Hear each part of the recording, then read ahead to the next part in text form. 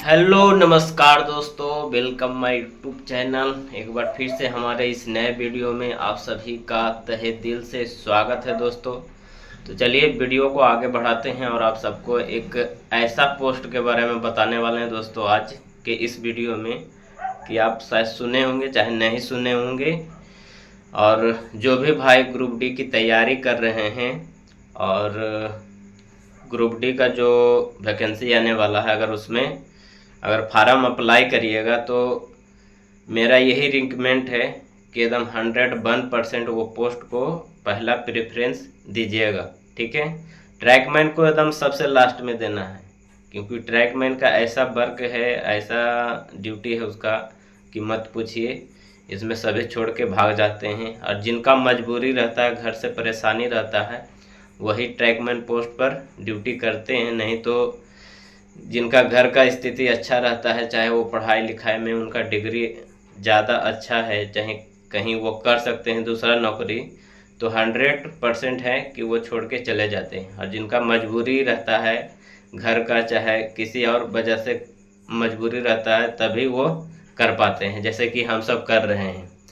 तो चलिए दोस्तों, कुछ ऐसा पोस्ट मैं आप सबको बताने वाला हूँ ग्रुप डी में कि एकदम सबसे अच्छा है और उसमें प्रमोशन इतना है कि मत पूछिए। जेई के बराबर में प्रमोशन होता है।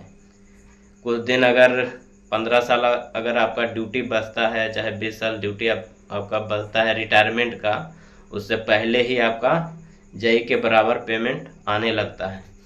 तो वही पोस्ट के बारे में आज चर्चा करने वाले हैं और आप सबको बताने वाले हैं। तो जो भी भाई हमारे इस वीडियो को पहली बार देख रहे हैं और चैनल पे पहली बार विजिट किए हैं, तो कृपया करके चैनल को सब्सक्राइब, लाइक एंड शेयर ज़रूर से ज़रूर कर दीजिएगा। ठीक है, तो चलिए वीडियो को आगे बढ़ाते हैं और आप सबको बताते हैं दोस्तों उस पोस्ट के बारे में। ठीक है दोस्तों, ये पोस्ट ऐसा है कि मत पूछिए। मैं भी पोस्ट के बारे में मैं जानता था, लेकिन इसका वर्क और प्रमोशन के बारे में मेरे को मालूम नहीं था। ये पता चला मेरे जहाँ पर मैं रहता हूँ वहीं बाजू में 2-3 क्वार्टर छोड़ के हमारे वो एम्प्लॉय रहते हैं और उसमें वो ड्यूटी करते हैं। और ग्रुप डी का ही पोस्ट है दोस्तों।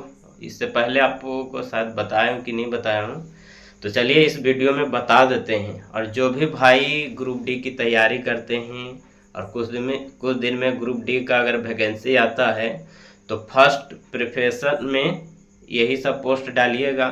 ट्रैकमैन को सबसे लास्ट डालना है। ठीक है, अगर डालना भी है तो सबसे लास्ट में डालना है, अगर नहीं डालना है तो नहीं डालिएगा।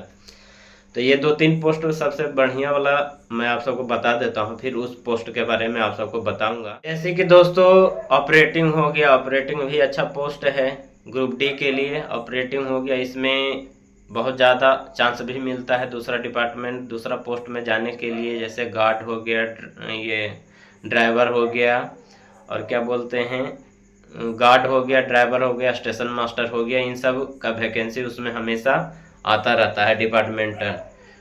और एसएनटी हो गया, और सीएनडब्ल्यू हो गया, इलेक्ट्रिक हो गया, आईडब्ल्यू हो गया, टीएलएन एसी वाला हो गया। ये सब जो भी पोस्ट मैं आप सबको बताया, ये पहला प्रिपरेशन में आप डालिएगा। और उसके बाद जो भी आएगा, ट्रैक मशीन का हो गया, चाहे और ये जहाँ पे वर्कशॉप हो गया, जहाँ पे इंजन रिपेयरिंग होता है, ये सब भी हेल्पर के रूप में ग्रुप डी के लिए अच्छा ही पोस्ट है, लेकिन उसमें भी हार्ड वर्क करना पड़ता है। लेकिन जो पहले मैं आप सबको बताया ऑपरेटिंग टीएलएन एसी वाला, इसमें प्रमोशन भी ज़्यादा है और आपको दूसरा पोस्ट पर जाने का मौका भी बहुत मिलता है। तो जो भी भाई हमारे ग्रुप डी की तैयारी कर रहे हैं और कुछ दिनों में ग्रुप डी का वैकेंसी आने वाला है, तो सबसे पहले प्रिपरेशन में यही सब डालिएगा। और सबसे ख़राब पोस्ट क्या है मेरे तरफ से, तो सबसे ख़राब पोस्ट 2 है, और भी है लेकिन उतना नहीं है। जैसे कि ट्रैकमैन हो गया। ट्रैकमैन का तो आप काम जानते ही कि कैसा काम रहता है, कितना रिस्की वाला काम रहता है, हार्ड वर्क करना पड़ता है, पेट्रोलिंग जाना पड़ता है। और एक हो गया टीआरडी।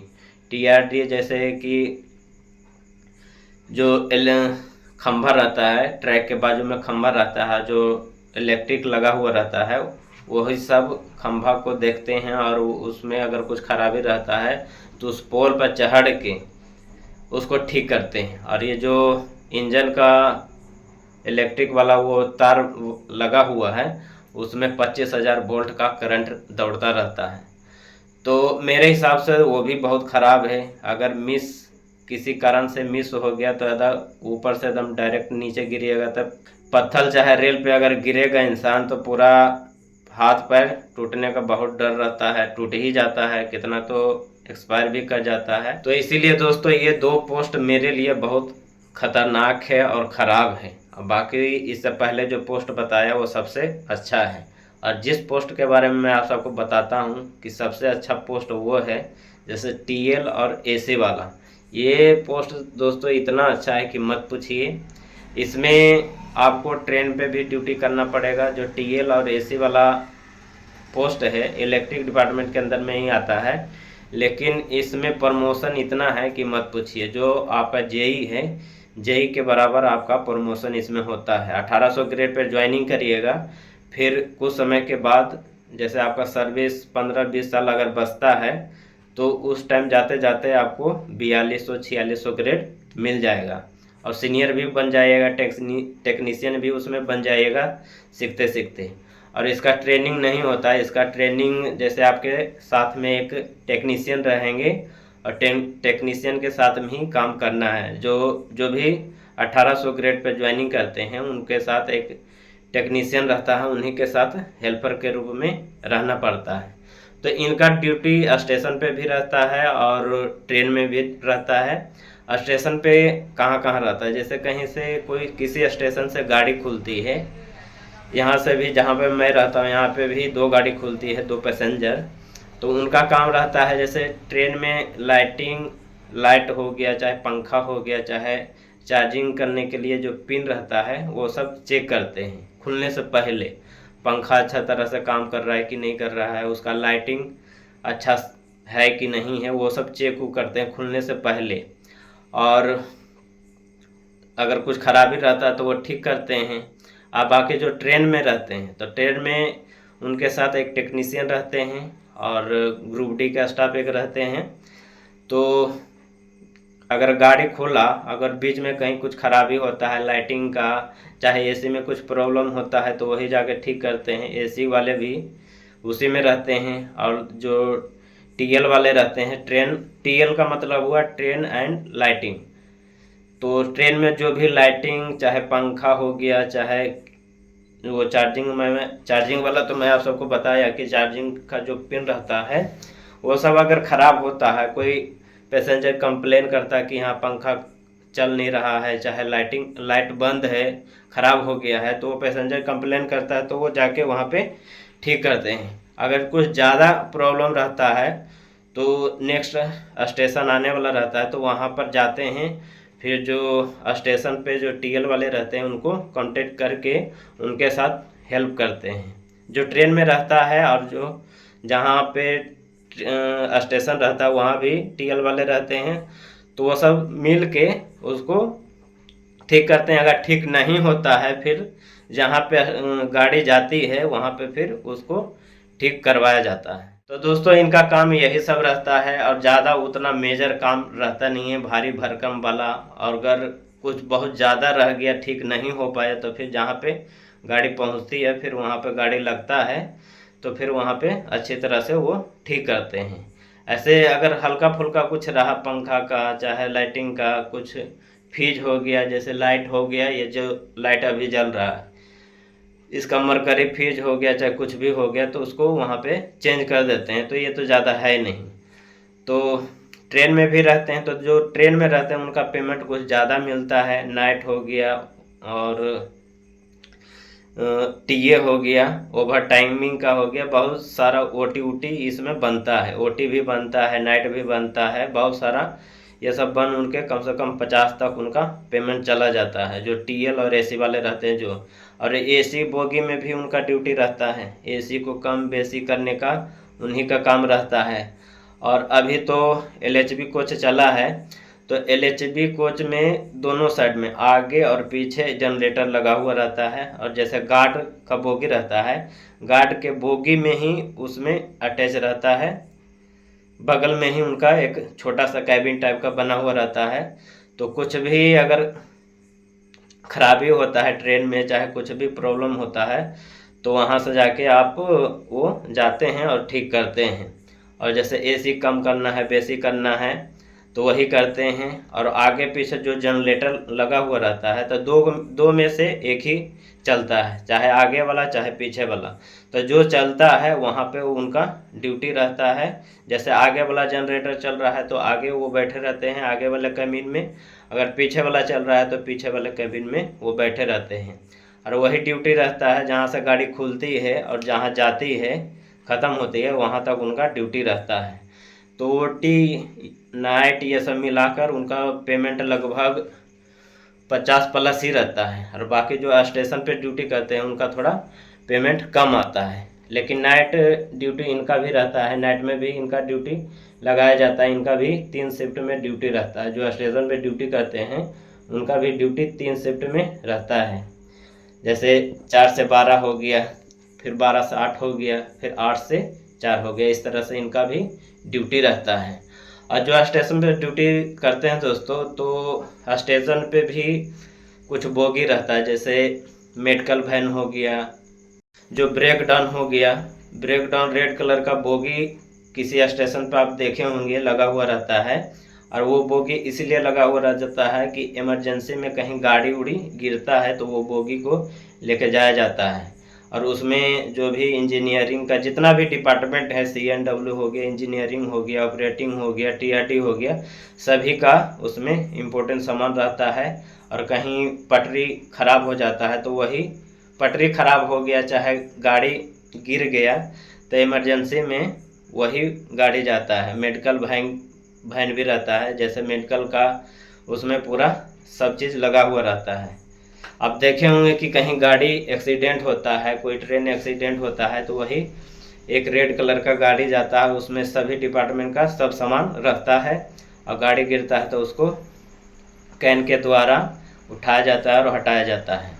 तो जिस स्टेशन पे ये सब गाड़ी जो वैन थी गाड़ी लगा हुआ रहता है, बोगी लगा हुआ रहता है, जैसे मेडिकल वैन हो गया, ब्रेक डाउन हो गया, तो उसमें भी लाइट का, पंखा का, बैटरी ये सब चेक हमेशा 15 दिन 1 हफ्ता पर करते रहते हैं। तो वहाँ पे भी इनका ड्यूटी लगाया जाता है। तो दोस्तों ये तो ड्यूटी के बारे में आप सबको बता दिया, उतना हार्ड वर्क भी नहीं है। अगर कहीं कंप्लेन आ गया ट्रेन से तो उनको जाना पड़ता है, नहीं आया तो फिर आप स्टेशन पे रह सकते हैं। और इधर उधर जब स्टेशन पे जो ब्रेक वाहन चाहे मेडिकल वैन ये सब का चेक वो करते रहते हैं, तो ज़्यादा उतना हार्ड वर्क इनको करना नहीं पड़ता है।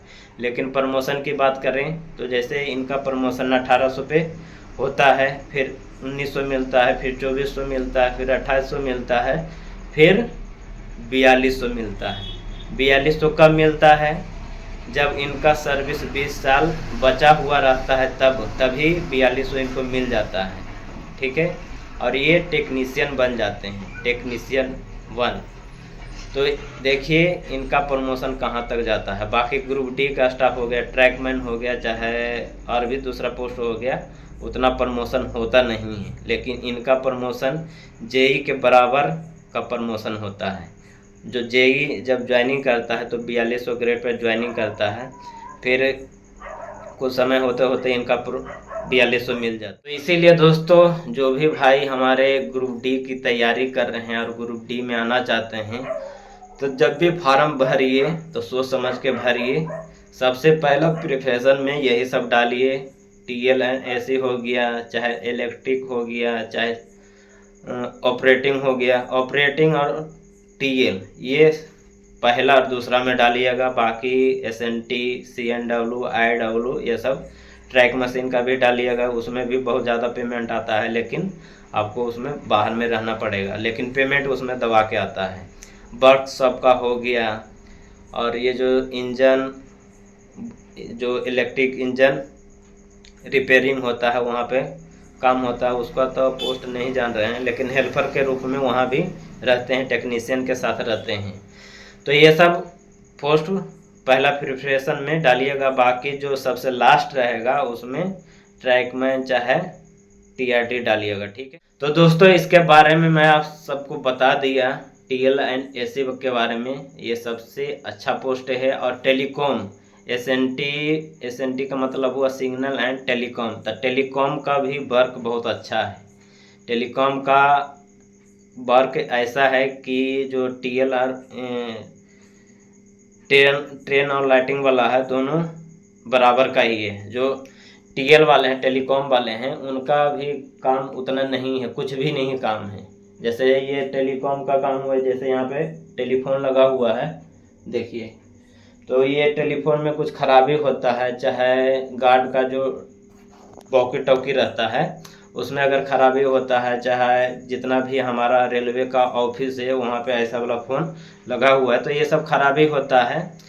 तो वही सब जाके ठीक करते हैं। और ये जल्दी जल्दी ख़राब भी नहीं होता। अगर हल्का फुल्का हुआ तो थोड़ा बहुत तार उर इधर उधर सुधार के चले आए। बाकी इनका ऑफिस में ही ड्यूटी रहता है। तो ये तो टेलीकॉम वाला हो गया। बाकी टीएल वाला मैं तो आप सबको बता ही दिया। तो ग्रुप डी का कुछ ऐसा पोस्ट है कि बहुत अच्छा है और प्रमोशन भी बहुत जल्दी जल्दी होता है। दूसरा डिपार्टमेंट भी जानने का बहुत ज़्यादा चांस मिलता है। लेकिन 2 पोस्ट में ऐसा बताया कि बहुत हार्ड वर्क भी है और जल्दी प्रमोशन भी नहीं होता है। अगर प्रमोशन होता है तो आप एग्ज़ाम दे के जा सकते हैं, वो भी बहुत टफ एग्ज़ाम रहता है। तो दोस्तों इसके बारे में जो भी जानकारी मुझे मिला वो मैं आप सबको अच्छी तरह से समझाने की कोशिश किया और बताया। और पहले भी पता था, लेकिन इसका प्रमोशन के बारे में मेरे को मालूम नहीं था। तो 2-3 दिन पहले उनसे बात हुआ। एक लेडीज़ कर्मचारी है हमारे रूम के 2-3 रूम छोड़ के, और टीएल और टेलीकॉम में नहीं, टीएल और एसी में वो काम करते हैं, ट्रेन एंड लाइटिंग में। तो उनसे शाम को ऐसे वॉकिंग कर रहा था तो वो मिले।